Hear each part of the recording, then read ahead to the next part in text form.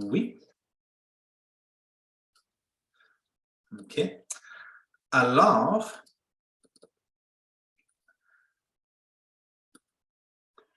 bienvenue à l'intro à l'ail.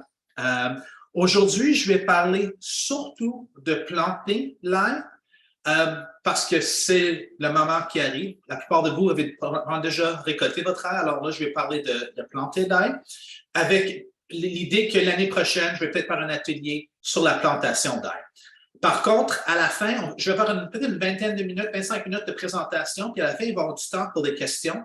Puis vous pouvez poser des questions par rapport à la récolte ou le conditionnement ou n'importe quoi par rapport à l'ail. Puis ça me ferait grand plaisir de vous répondre à ce moment-là aussi. Alors, je suis... OK. Si vous avez des questions, vous pouvez les poser dans le chat. J'essaie de voir le chat pour que si vous posez des questions, je les vois. OK. Puis, sentez-vous à l'aise de poser des questions n'importe quel point durant la présentation.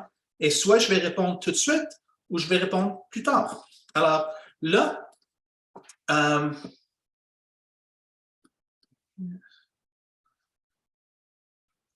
instant. OK. Alors là, je vais... Alors, là, on commence. Alors, moi, je suis Daniel Brisebois. Je fais partie de la ferme coopérative Tournesol. Nous autres, on a démarré il y a presque une vingtaine d'années. Puis, ce que vous voyez en face de vous, c'est l'équipe il y a quelques années. Il faut qu'on prenne une nouvelle photo, alors parce qu'on a changé un peu. Mais à la base, la ferme coopérative Tournesol, c'est 7 membres du coop. Et on est 13 autres personnes qui font partie de l'équipe. Alors, une vingtaine de personnes qui font partie de la ferme. Puis, le monde qui travaille pour nous peuvent devenir membres s'ils choisissent. Puis, on espère continuellement grandir l'équipe. Moi, je suis à la gauche, ici, avec des cocombres. Puis, nous autres, on est situés au Cèdre, alors 45 minutes de l'ouest de Montréal, en fonction du trafic. Puis, on est des maraîchers et on distribue nos légumes surtout par des paniers bio. Alors, on fait 500 paniers bio par semaine. On est aussi des semenciers et on cultive des semences chez nous. On achète des semences de d'autres semenciers avec qui on travaille et on a une boutique en ligne où on vend des semences. Vous pouvez aussi trouver nos semences dans les pépinières ou des magasins de produits naturels. Et j'adore l'ail. Alors, il y avait comme nous autres, on cultive environ un demi-acre d'ail, ça environ 25 000 bulbes. Il y avait un temps, c'était un tiers, un quatrième de notre chiffre d'affaires. Avec l'expansion de notre entreprise, l'ail est resté constant. Alors, c'était une plus petite partie de notre chiffre d'affaires, mais c'est quand même quelque chose que j'ai toujours aimé, je vais toujours aimer et j'adore, de laquelle j'adore parler. Alors, c'est pour ça que je suis ici avec vous aujourd'hui. Alors là, on va faire un intro à l'ail. Puis, je vais commencer par parler de quand vous devriez planter votre ail et par la suite, comment planter votre ail. Et je vais finir en parlant de 4 types de, je ne sais pas traduire en français, mais 4 types d'ail différents qui poussent bien au Québec. Puis comme j'ai dit, je vais vraiment mettre l'emphase sur ce qui est planté présentement, mais durant la période des questions, après la présentation, sentez-vous à l'aise de me poser toutes vos questions par rapport à l'ail. Alors, quand planter votre ail? Et il y a plusieurs manières de répondre à cette question-là, mais moi, je vais vous donner une réponse précise qui est le 15 octobre. Et je dis ça parce que, alors tu peux planter l'ail à l'automne ou au printemps, mais quand tu plantes au printemps, tu n'as vraiment pas les mêmes résultats que si tu plantes à l'automne. À l'automne, ton ail va réussir beaucoup mieux. Alors, tu plantes à l'automne, il survit l'hiver, sous la terre, il sort au printemps, puis tu le récoltes fin juillet, juste pour comprendre le cycle. Alors, c'est mieux de planter à l'automne, tu vas avoir des bulbes qui sont plus gros. C'est juste. Puis les variétés qui réussissent à l'automne sont vraiment meilleures que les variétés qui réussissent au printemps. Puis là, je dis le 15 octobre parce que l'automne, c'est long, mais le 15 octobre parce qu'en général, ce serait avant que le gel est profond. Tu veux... OK. Tu veux planter ton ail pendant que que tu peux encore rentrer dans la terre. Alors, le 15 octobre, c'est une bonne période à viser.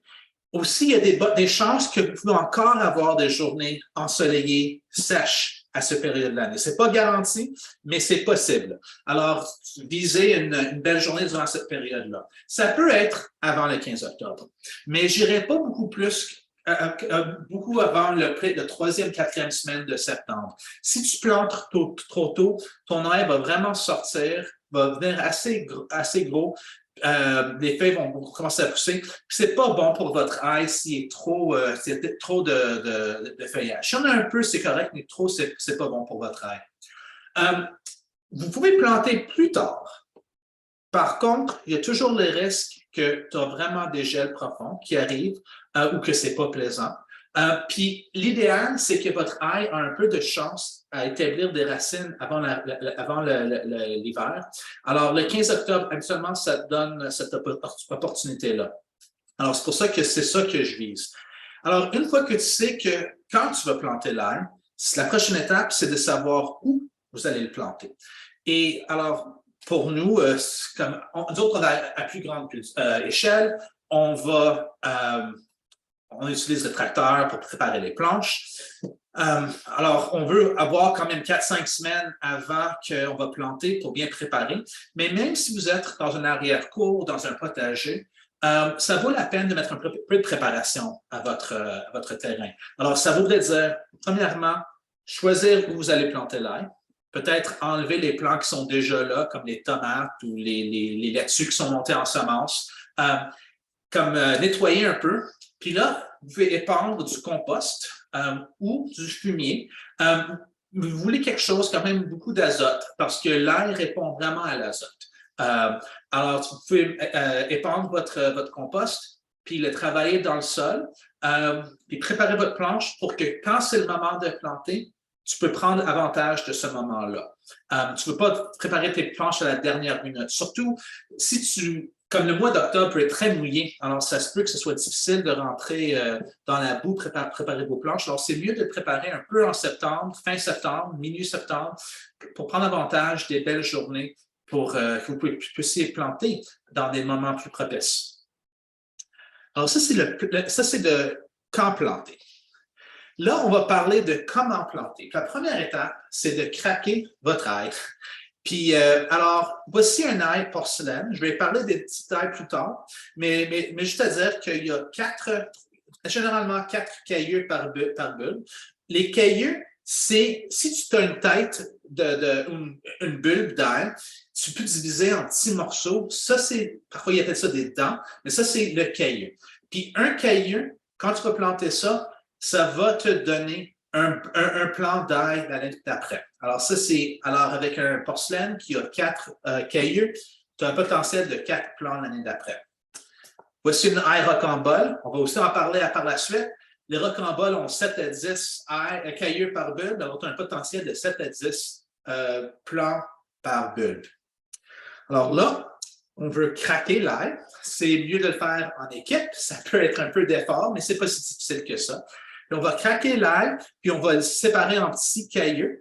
Et les cailleux, si tu as une porcelaine, c'est vraiment des gros cailleux. Tu peux tous les garder. Mais si tu as une rocambole qui a 7 à 10 cailleux, dans ce cas-là, tu vas garder les gros puis les moyens, puis les petits cailleux, tu vas les mettre à part dans un autre contenant, puis tu vas prioriser de planter les moyens et les gros parce que ça va donner des plants plus grands l'année d'après. Puis seulement s'il manque la semence, dans ce cas-là, tu pourrais planter les petits. Alors, je vais démontrer ça. Je vais essayer d'arrêter mon... alors, vous devriez me voir dans un plus grand plan. Alors là, j'ai un bulbe d'ail qui était un peu abîmé à la récolte. Alors, c'est pour ça que je vais le sacrifier pour cette présentation. Alors, je prends l'ail, puis pour craquer, il y a la tige. Je l'ai laissé un peu plus long. Je vais mettre... je le prends comme je mets ma pouce contre un côté.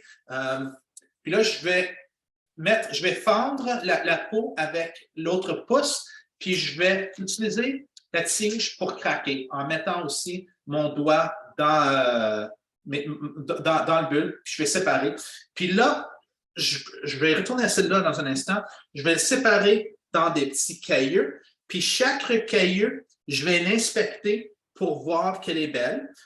Si il y a un peu, comme celle-là a été endommagée, je vais l'enlever. S'il y a un peu de pourriture dessus ou de maladie, je vais l'enlever. Si tu as des pourritures sur toute le bulbe, n'utilise pas cette bulbe-là pour la semence. Cherche des cailloux qui sont propres.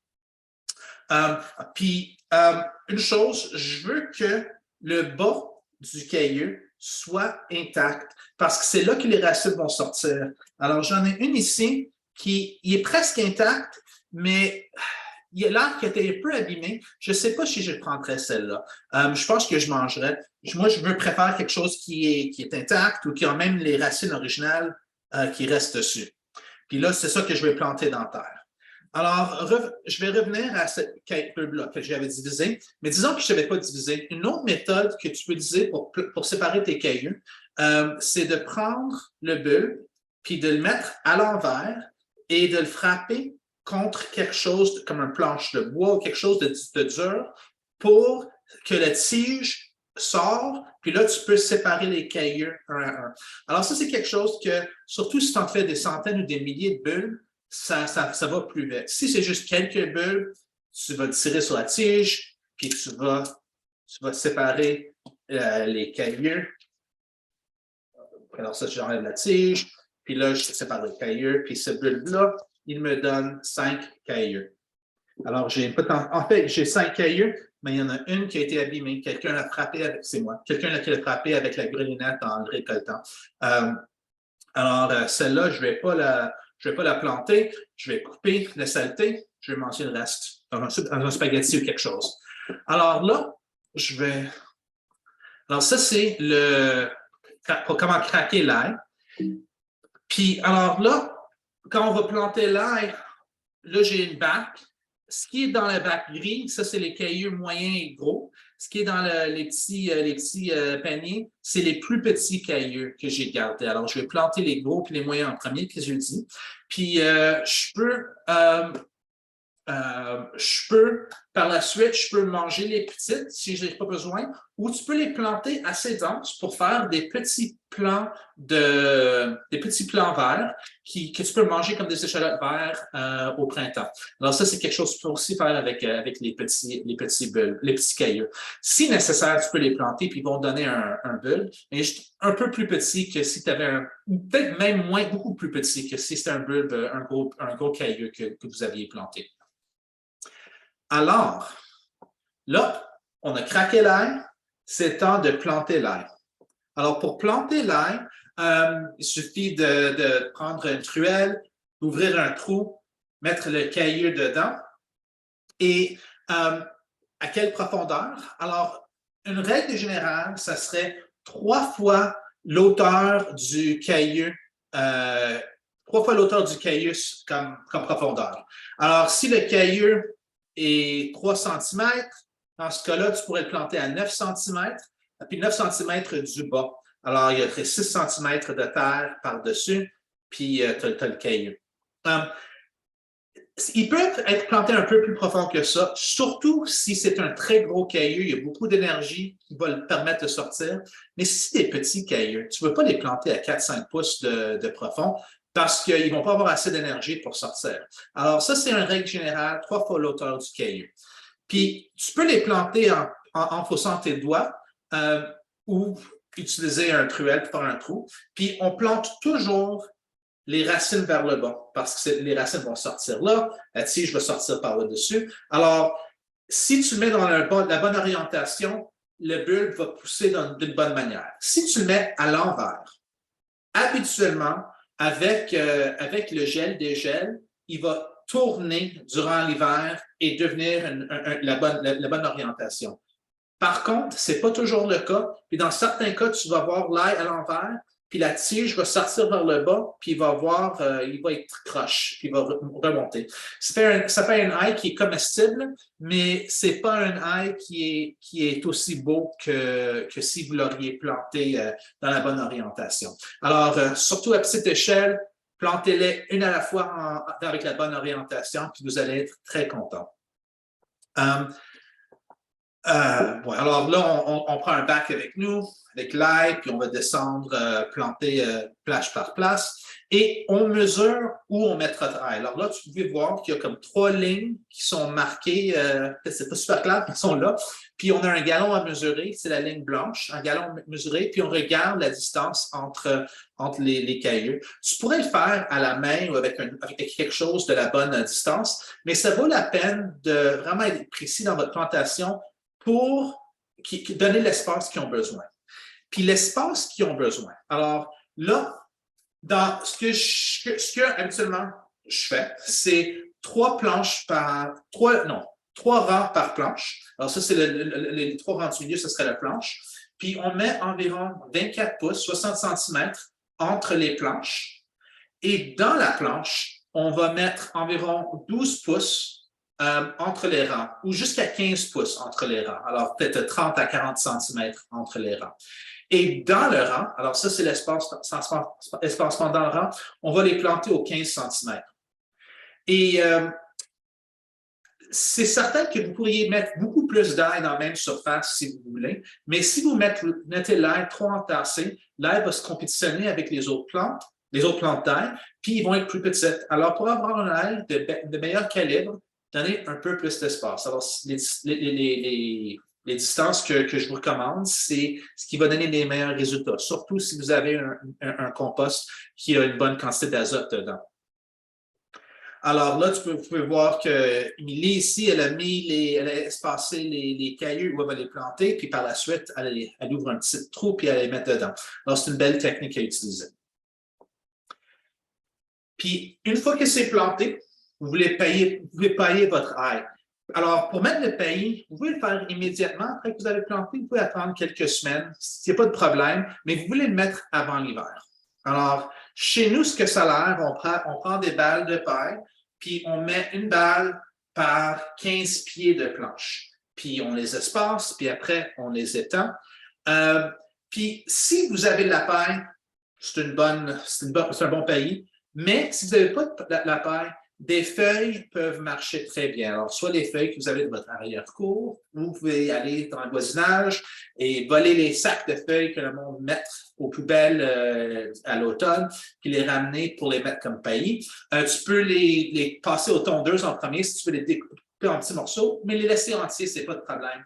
Alors, tu peux mettre un paillis de feuilles comme paillis.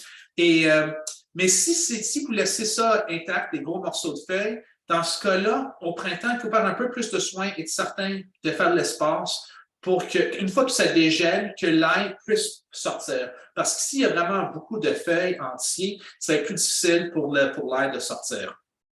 Alors là, si vous étiez des producteurs commerciaux d'ail, on pourrait avoir une discussion de est-ce qu'il y a une valeur à ne pas mettre un paillis? Parce que le paillis, il y a un coût, ça prend de la main-d'œuvre pour l'épandre, il y a plus de gestion, alors ça peut être agaçant.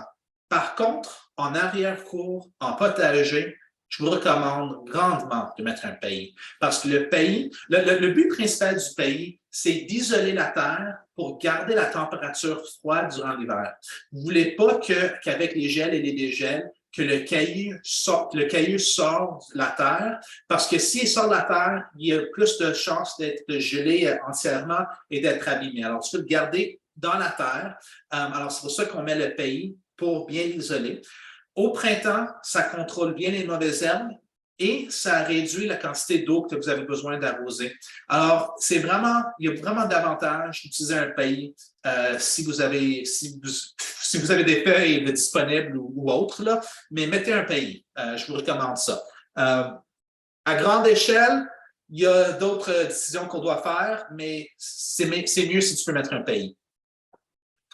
Alors ça, on a parlé de choisir une place, vous avez craqué votre ail, vous l'avez planté, vous avez mis une paillis. Alors ça, c'est la plantation.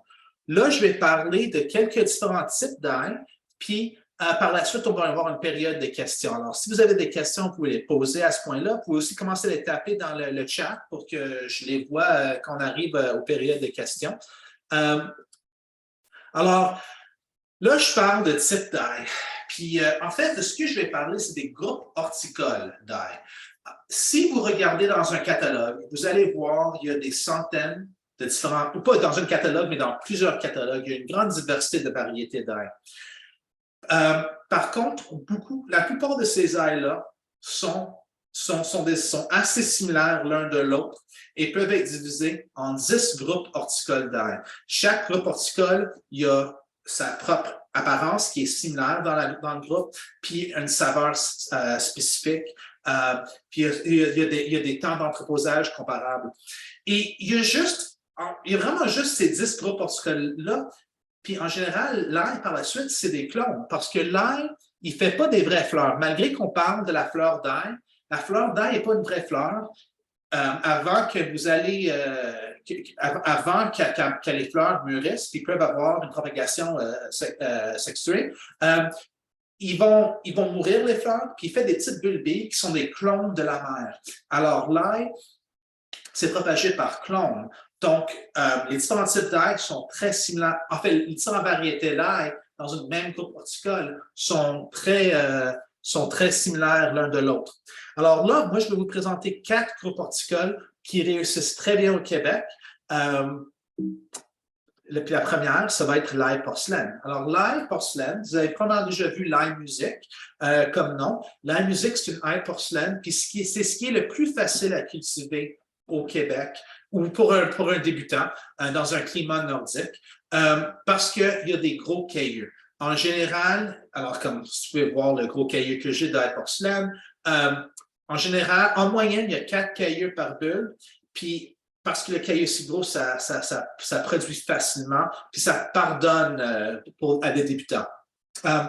L'ail porcelaine est un ail qui, quand tu le manges cru, il est très, très, très piquant.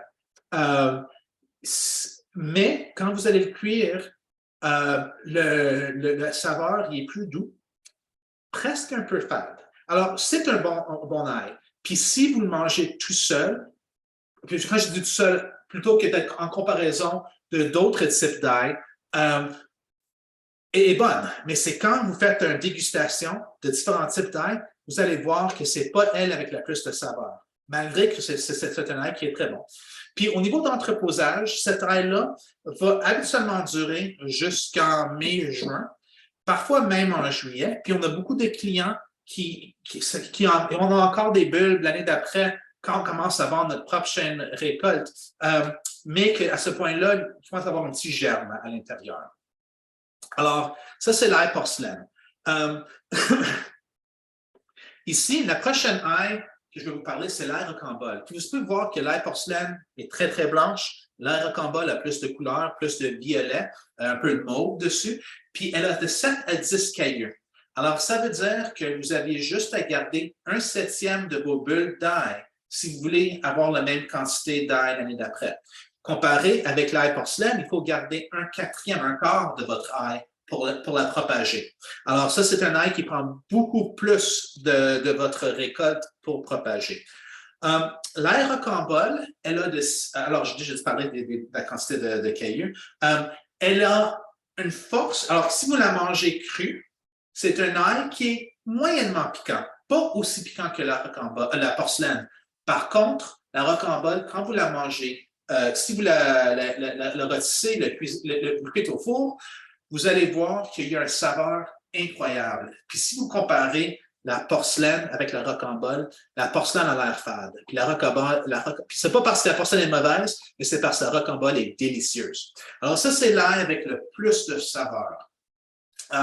C'est un ail aussi que les papiers alentour, les couches alentour du cailleux sont un peu moins serrées. Alors, c'est plus facile à décortiquer.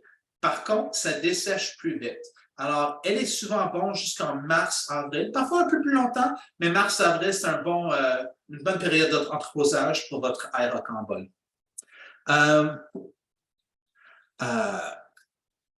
Là, le troisième ail que je vais vous parler, c'est l'ail strié violet. On appelle ça le Purple Stripe Garlic en anglais, mais je l'ai traduit en strié violet en français. Puis le strié violet, ça, c'est un ail qui est un peu comparable au ail rocambole. Par contre, il est souvent un peu plus petit Il y a de la couleur, souvent un peu plus violet vif que fade, je dirais. Et il y a de 7 à 10 cailloux. Par contre, alors, c'est moyennement piquant, cru. Il y a plus de saveur que la porcelaine, mais à la récolte, il y a moins de saveur que la rocambole. Par contre, avec l'entreposage, elle devient plus sucrée. Alors ça, c'est un ail très, très sucré plus tard dans la saison. Quand même, c'est du bonbon, mais du ail. C'est pas du vrai bonbon. Alors, le rocambole, c'est plutôt savoureux. Ça, c'est plutôt sucré comme goût. Alors, ça, c'est la distinction un peu entre ces deux-là. Puis la quatrième ail, puis ça, c'est pendant longtemps, le rocambole, c'était mon préféré, mais avec le temps, le marbré violet, il commence à prendre un peu plus de place dans mon cœur. Alors, le marbré violet, il se compare un peu à la porcelaine du fait qu'il y a des cailloux qui sont plus gros que le rocambole, mais il y a de 5 à 7 cailloux par bulbe. Puis il y a beaucoup plus de couleurs. Puis en fait, certaines années, la peau va être complètement mauve foncé. Alors, c'est vraiment impressionnant comme ail. Au niveau de force, il est presque aussi piquant que la porcelaine. Au niveau de saveur, alors si vous la cuisinez, cette ail-là est intéressante parce qu'elle répond vraiment à les conditions climatiques de l'année. Et certaines années, quand je vais faire une dégustation des différents types d'ail, cette ail-là, le monde la considère comparable à une porcelaine, alors un peu fade. Par contre, certaines années, puis je ne sais pas qu'est-ce qui distingue ces années-là, certaines années, la porcelaine est celle que le monde préfère le plus, alors même plus savoureux que le rocambole. Alors, il y a un peu de diversité en fonction de l'année. Alors, c'est fun d'avoir cet élément de chance. Alors, ça, c'est le marbré violet. Alors, ça, c'est 4 différents groupes d'ail que vous pouvez cultiver facilement au Québec. La porcelaine, puis le marbré violet, c'est prendre celles qui sont qui pardonnent le plus à des débutants, mais toutes ces ailes-là réussissent bien dans notre climat. Alors, c'est quoi la prochaine étape? Alors, ce serait de décider où vous allez planter votre ail dans votre jardin. Allez, puis pensez un peu dans qu'est-ce que votre jardin va avoir l'air le 15 octobre. Puis là, commencez à préparer vos planches vers le mi-septembre. Alors, ça fait dire d'arracher ce qui est déjà là, mettre du compost, préparer les planches pour qu'au mi-octobre, vous êtes prêt à planter quand il y a une belle journée. Et il faut aller acheter de l'ail. Alors, il y a différentes personnes qui vendent de l'ail. Nous autres, à la ferme Tournesol, on a une boutique en ligne. Puis, en fait, là, c'est en anglais, mais aussi, c'est en français aussi, la page. Mais on vend de l'ail, puis on a une diversité de ces 4 groupes horticoles. Puis, au Québec, on est parmi ceux qui ont le plus de diversité d'ail. Puis, c'est un ail dédié à la semence. Alors, c'est un ail sans maladie, sans nématode, de bonne qualité. Alors, vous pouvez le trouver à fermetournesol.qc.ca. En plus, je donne des formations de jardinage à tous les mois. Alors, ça, c'est ce que vous êtes ici présentement, c'est mon atelier mensuel. Et dans un mois, alors là, c'est écrit le 20 août, mais c'est le 20 septembre à 14h, ou à 13h75, 13h45. Je vais donner un autre atelier, j'appelle un Chili Fiesta. Alors, c'est le festival des poivrons et des piments. Puis, on ne va pas vraiment parler de planter ces cultures-là parce que c'est un peu tard pour les planter, mais je vais parler de la diversité des différents piments forts, des poivrons, des différents groupes ou les saveurs, puis un peu comment les utiliser, un peu de lactofermentation. Alors, je vais tout vous parler de ça à cette date-là. Puis, vous êtes invités à venir. Si vous surveillez nos courriels ou nos réseaux sociaux, vous allez voir une invitation d'ici quelques semaines. Alors là, j'ai du temps pour des questions, mais en premier, je vais vous dire merci d'avoir passé ce temps avec moi. Je vais fermer mon partage d'écran, puis je vais aller voir les questions que vous avez laissées, parce que j'ai vu qu'ils rentraient. Alors, la magie des mots demande « Quelle épaisseur de pays? » Alors, je dirais peut-être un 10 à 15 cm, 4 à 6 pouces, ça serait une bonne quantité de pays. N'importe quelle quantité est mieux que rien, mais 4 à 6 pouces, ça serait une bonne quantité. Manon demande, est-ce qu'on laisse le pays tout l'été? Oui, on laisse là tout l'été. Le seul plan qu'on peut-être va l'enlever, c'est au printemps, quand le sol dégèle, on va aller regarder pour voir si le pays est si l'ail germe. Puis si l'ail germe et ne perce pas facilement le pays, on va ouvrir un peu le pays pour laisser le soleil rentrer et l'air sortir. Et par la suite, on va refermer le pays une fois que l'air est sorti. Puis on va le laisser là l'été. Puis l'air est content. Alors, Gaston demande, lorsque la tige a fait 2 tours, est-ce que l'on coupe la fleur d'ail juste en dessous du renflement de la fleur? Alors, les 4 ailes que je vous ai parlé, c'est toutes les ailes à tige dure, ce qui veut dire qu'ils vont tous produire des fleurs d'ail. Alors là, la fleur d'ail sort, puis si vous la laissez, si vous ne la coupez pas tout de suite, elle va commencer à faire un tour, habituellement un deuxième tour, puis après, une fois qu'elle fait quelques tours, elle va redevenir droite, puis elle va monter dans l'air, puis par la suite, le fleur d'ail va ouvrir pour avoir des bulbes à l'intérieur. Alors ça, c'est tout le cycle de vie de la fleur d'ail. La fleur d'ail peut être coupée presque au moment que vous la voyez, même s'il n'a pas fait 2 tours. Souvent, le monde parle de laisser faire 2 tours. Ce n'est pas nécessaire. Vous pouvez le couper avant ce stade-là. Mais si vous le laissez plus longtemps, la fleur d'ail est plus longue, alors il y a plus de légumes à manger. Mais si vous la coupez un peu plus tôt et plus tendre, alors ça, c'est un peu l'échange que vous faites. Si vous attendez trop l'eau qui est droite avec des bulbes, là, c'est comme très, très fibreux, puis c'est comme manger du bois. Ça, c'est pas le fun. Mais, alors, au niveau de la récolte, c'est pas nécessaire d'utiliser un couteau, mais tu peux la snapper avec vos doigts. Puis tu peux le faire, c'est plutôt que, c'est pas en dessous de la fleur, mais je dirais en haut des feuilles. Alors, il y a les feuilles, il y a la tige. Alors, ce serait juste en haut des feuilles, tu peux la couper là. Puis garder le reste de la fleur d'ail. Alors, tu gardes les 2. Si tu as un stade de 2 tours, tu vas garder ces 2 tours-là comme matière à manger, pas sur le plan. Alors, j'espère que c'est clair comme explication. Manon demande, est-ce qu'on lave l'air à la récolte, suspendu peut-être en haut ou en bas, conservation, température et type de contenant? Alors, tu as toutes les questions là.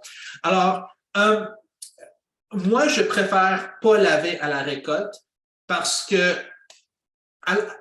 par la suite, on veut enlever l'humidité. Alors, si tu ajoutes de l'eau, c'est plus d'eau à enlever.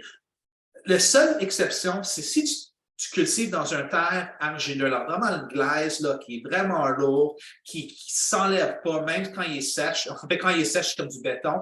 Avec ça, ça peut valoir la peine de laver à l'eau. Si c'est un sol sablonneux ou vous avez un loam ou quelque chose, ça peut être sale quand tu récoltes, mais une fois que c'est sec, souvent c'est assez facile à nettoyer à la main. Alors, c'est mieux de ne pas laver à la récolte. Alors, suspendu tête en haut ou en bas, ça ne dérange pas. Tu peux le mettre à l'envers, tu peux le mettre plat, tu peux le mettre le tête vers le bas, il n'y a pas de problème. C'est important d'avoir une bonne ventilation. Alors ça, c'est plus important que la direction.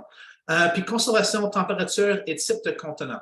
Alors, pour conserver votre ail, vous voulez le conserver à la température ambiante dans un endroit moyennement sec. Alors, pas nécessairement super sec, comme souvent dans une pièce de la maison, c'est correct. Tu ne veux pas dans un endroit qui est chaud-froid, chaud-froid, parce que cette alternance de température, ça simule le printemps, puis chaque fois qu'il y a ce changement de température prononcé, l'ail commence à se préparer à germer. Puis c'est ça que vous voulez éviter parce que ça va réduire la durée de vie de votre ail. Aussi, s'il est dans la cuisine, garde-le pas à côté de pot bouillante plein d'eau parce que la buée ou toute l'humidité, ça peut abîmer. Alors, tu veux quelque chose qui est pas trop... tu veux pas quelque chose qui est trop humide comme condition. Noirceur, c'est pas ce qui est le plus important. C'est vraiment température ambiante constante et endroit sèche. Okay. Comme contenant, si tu stresses ton aide, tu peux le mettre contre le mur. Dans des sacs en papier, ça peut être bon. Parfois, il y a des contenants d'argile qui respirent que tu peux utiliser. Mets-le pas dans du plastique. Mets-le pas dans le frigo. Si tu le mets dans le frigo, garde-le dans le frigo. Parce que en sortant, il va être inciter un peu à commencer à germer. Alors, c'est des cellules température ambiante. Ou peut-être tu peux juste le mettre sur le comptoir à côté de l'eau pour que c'est beau. Puis tu peux voir toute ta récolte toute l'année. Alors là, la culture dans des bacs de jardinage est-elle la même que dans le champ? Oui, avec je dirais pas exceptions, mais quelques cas importants. Si vous allez cultiver dans un bac, ce qui est très important à comprendre, c'est que l'air de comme ça fait, c'est le gel. C'est que quand l'air est sous la terre, alors tu as la terre, tu as l'air, le gel prend du temps à descendre jusqu'à l'air. Alors, ça gèle graduellement, puis ça gèle jamais aussi fort qu'en haut. Alors, si c'est du moins 20 en haut, je ne sais pas exactement, mais ce n'est pas nécessairement du moins 20 en bas. Alors, ça gèle graduellement. Si tu es dans un bac en haut de la terre, le gel rentre de chaque côté du bac, puis ça peut geler très, très fort, très, très vite. Alors, ça peut abîmer l'air, puis pas survivre l'hiver. Alors, si tu veux augmenter tes chances, tu veux l'isoler avec des couvercles ou des feuilles ou quelque chose, juste pour augmenter les chances de survie. Aussi, un bac plus large va réussir mieux que des pots individuels. Mais autrement, c'est les mêmes étapes. Par contre, tu as besoin d'avoir quand même assez de terre pour les racines. OK. Comment gérer la teigne du poireau et les mauvaises herbes? Alors, la teigne du poireau, c'est un petit papillon de nuit qui pond des œufs sur votre... alors, j'ai la fleur d'ail, la fleur d'ail ici. Quand la fleur d'ail est jeune, au début, la teigne du poireau va pondre des œufs dans la tige. Ça fait des petits chenilles très petites qui vont rentrer puis manger la fleur d'ail. Puis c'est souvent là que vous allez voir les premiers dégâts. Par la suite, ça peut manger la tige puis les feuilles, rarement le bulbe. Alors, la teigne du poireau, c'est difficile de contrôler si vous l'avez. Souvent, c'est moins problématique avec plus grande surface que petite surface. Parce que juste 5 ou 10 plants, c'est facile pour la teigne de toutes les attraper. Tandis que c'est un grand champ de 10 000 bulbes, c'est souvent sur les bordures que vous allez avoir des problèmes et moins au centre. Alors, malheureusement, je n'ai pas un remède miracle autre que les écrans de la teigne du poireau. Et OK. Regardez dans la fleur d'ail, puis si vous voyez ces chenilles-là, écrasez-les. C'est probablement ce qui est le plus facile à une petite ou moyenne échelle.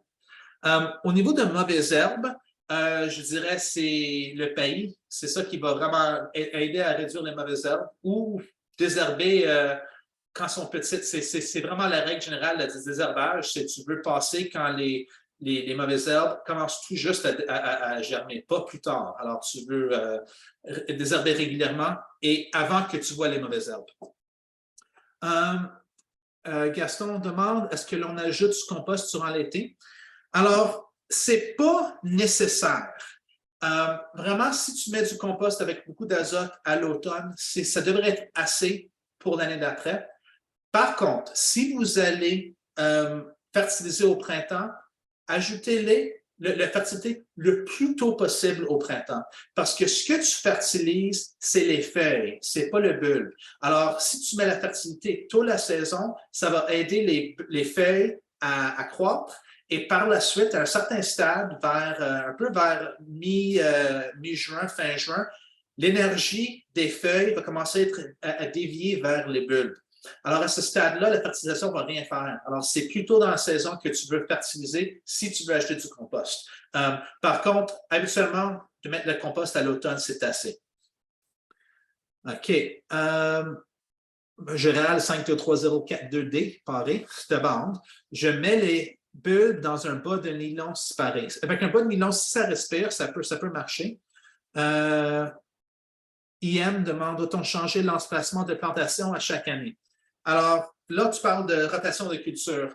Idéalement, tu ne vas pas planter l'ail à la même place chaque année après année. Comme je sais que dans certains d'entre vous, si vous avez des petits cours, peut-être ce n'est pas faisable, mais autant que possible, divisez votre jardin mentalement en 4 parcelles, puis une année l'ail dans une parcelle, l'autre année dans une autre parcelle, la troisième année dans une autre parcelle, quatrième une autre année, puis la cinquième année, elle revient à la parcelle initiale. Puis ce que ça permet de faire, c'est que ça casse les cycles de maladies. Alors, si vous avez des maladies, ils vont être moins prononcés si vous déplacez votre ail. Ça peut aussi casser les cycles de mauvaises herbes. Par contre, le mieux, ce qui est le plus important, c'est d'acheter un ail qui est sain. Alors, quand vous achetez votre ail, demandez au fournisseur s'il y a des maladies ou des nématodes, ou si c'est un ail dédié destiné à la semence. Parce que si vous achetez l'ail avec une maladie de quelqu'un que vous plantez, vous allez l'introduire dans votre système, puis ça prend plus de temps. Ça peut être difficile de l'éliminer. Alors, c'est ça la première chose, d'avoir un ail qui est sain, et par la suite faire une bonne rotation. Mais la rotation avec vraiment des problèmes d'ail, c'est peut-être que ça ne va pas vous aider. OK. Que faire? On a parlé de teigne de poireaux. Puis là, Brigitte demande, est-ce que vous coupez les queues à la récolte ou quand elles sont sèches? Alors, par la queue, j'imagine qu'on... En fait, je ne sais pas si vous parlez de la tige ou vous parlez de la racine, mais à la récolte, à la récolte, vous pouvez couper la tige. Pas la tige, les racines. Il n'y a pas de problème. Laisse un peu de racines pour ne pas endommager le bas du bulbe.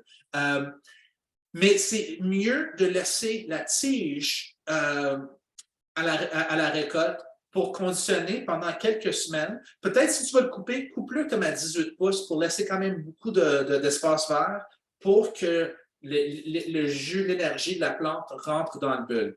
Ça, c'est mieux. À grande échelle, le monde qui produit beaucoup de bulbes, souvent, ils vont couper ça tout de suite, mais ça ne donne pas un aide aussi bonne qualité que si tu laisses une grande partie de la tige sur le bulbe.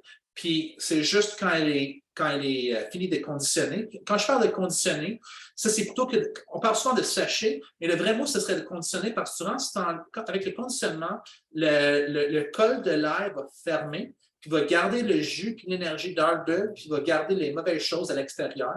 Puis alors, une fois qu'il est scellé, là, tu peux couper la tige. Puis tu sais qu'elle est scellée parce que si tu coupes la tige, puis tu vois à l'intérieur, si c'est juteux et vert, il n'est pas fini de conditionner. Si c'est rendu blanche ou peut-être comme une couleur un peu blanchâtre, dans ce cas-là, tu peux couper puis il n'y a pas de problème pour l'entreposage. OK. Alors là, je pense que je suis à jour avec les questions. On a eu une autre. Certains plis de tige 2 ou 3 semaines avant de récolter, il paraît que ça fait grossir les bulbes. Ça, je ne pense pas que c'est vrai de plier une tige. D'après moi, je laisserai le tige intact pour que la saison dure aussi longtemps que possible pour le bulbe. Parce que si tu tiges, tu vas commencer à forcer le bulbe à commencer à conditionner de bonne heure. OK. Alors, là, merci beaucoup d'avoir passé cette partie de l'après-midi avec moi, puis vos questions. J'ai beaucoup apprécié cette discussion-là. J'espère que vous avez beaucoup appris. Et peut-être je vais vous voir dans un mois où on va parler de piment fort et de poivrons. Alors, passez une belle journée, puis à la prochaine.